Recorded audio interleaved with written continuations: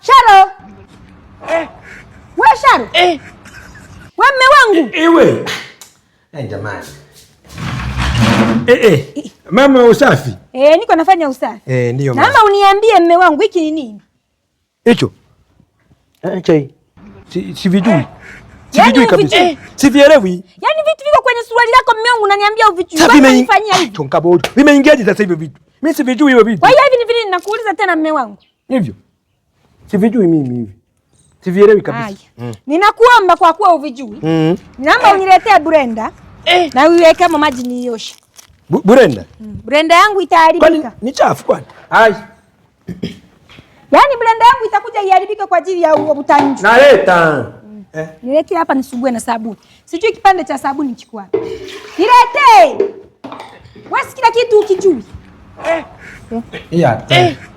Naja hapa. Maji tena. Nimeweka haya. Naomba unifungulie. Sasa si mme wangu umesema hivi vitu uvijui, si ndio? Sasa hivi kilichoanza hiki ni parachichi. Si umeliona parachichi? Hivi hapa. Kivaa kedo. Hii hapa ni passion. Si umeliona passion? Hivi hapa. Haya. Hili ni tango au kama ni hoho tunaweka kwenye juice. Si umeliona? Haya. Ninaomba uweke ka sukari kidogo uende usage tunywe juice. My lord. Are you one? Tumeelewana? Na huu ni mfuko uliyebeba matunda kutoka Mabibo. Si ndio? Sawa. Haya, nenda usage. Alafu ninaomba kabisa mme wangu na kutasho na nyoko. Ninaomba kabisa hiyo juice ije hapa isipokuja. Uchague moja. Uondoke ni au niondoke. Aha. Yaani wewe uzinzi umekuzidi. Yaani Sharo Maraya umekuwa kama vile ni kidonda kwenye maisha yako. Sasa ninaomba hiyo juice ije hapa. Lia sivyo.